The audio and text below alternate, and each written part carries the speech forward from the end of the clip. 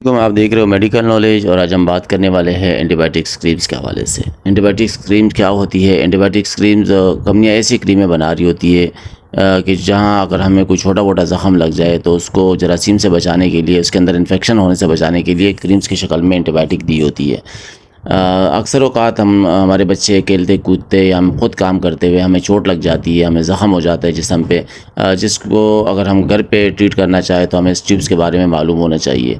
अगर हम इसको जल्दी घर पे हमें मालूमात हो और हम इसको ट्रीट करते हैं तो फिर हमारा पैसा भी बच जाता है और हमें ज़्यादा मेडिसिन लेने से भी हम बच जाते हैं। क्योंकि जब ज़ख़म बढ़ जाता है तो फिर हमें डॉक्टर के पास जाना पड़ता है और डॉक्टर फिर हमें एंटीबायोटिक्स वगैरह भी देता है ओरली खाने के लिए, और हमारा टाइम भी जो ना वो लग जाता है, उसके अलावा हमारा पैसा भी लग जाता है। तो कुछ क्रीम्स ऐसी है जिसके बारे में अगर आपको मालूम हो तो आप अक्सर औक़ात ज़्यादातर जो चोटें लग जाती है उसको आप घर पे ही ट्रीट कर सकते हो।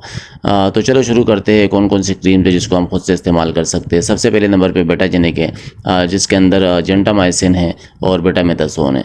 जेंटामाइसिन एंटीबायोटिक है जो ज़ख़म को इन्फेक्शन से बचाती है, बैक्टीरियल इन्फेक्शन ना हो उसके अंदर, और बेटामेथासोन जो है वो स्टेरॉयड है जिसको सूजश से बचाती है, इन्फ्लेमेशन से बचाती है, रेडनेस वगैरह से बचाती है, ताकि उसके अंदर ख़ारिश वगैरह ना हो, उसके अंदर सूजश ना हो। तो ये दोनों फार्मूलेशन का ये काम है। इस फार्मूलेशन के अंदर और भी बहुत सारी कंपनियाँ अलग अलग नाम से बना रही है, लेकिन आपको फार्मूला मालूम होना चाहिए कि बेटामेथासोन जेंटामाइसिन के अंदर कौन सी क्रीम है, तो वो आप इस्तेमाल कर सकते हो। दूसरे नंबर पे फ्यूजिलिक एसिड फार्मूला है। इसके अंदर बहुत सारी कंपनियों के अलग अलग नाम से आ रही है। फ्यूजिल के नाम से आ रही है, मेलास के नाम से आ रही है, फ्यूजिलिक एसिड के नाम से आ रही है।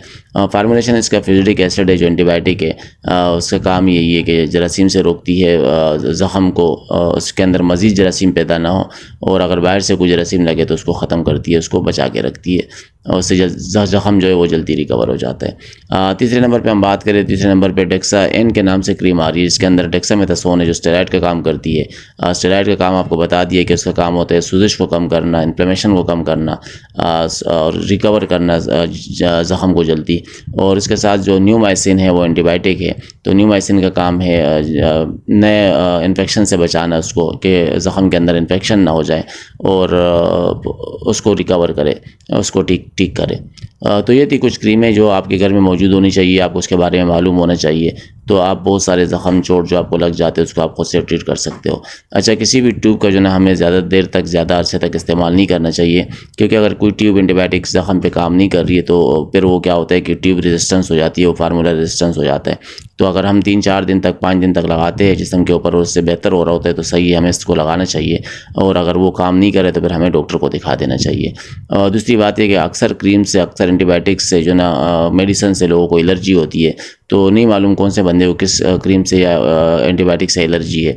तो अगर आपको लगाते हुए जिस्म पे सूजश हो जाए, रेडनेस शुरू हो जाए या ख़ारिश शुरू हो जाए तो फिर आपको क्रीम बंद कर देनी चाहिए, आपको डॉक्टर को दिखा देना चाहिए। तो ये थी आज की वीडियो, उम्मीद करते हैं आपको पसंद आई होगी। अगर इस तरह की मज़ीद इन्फॉर्मेटिव वीडियो आप देखना चाहते हो तो चैनल को सब्सक्राइब कर लो।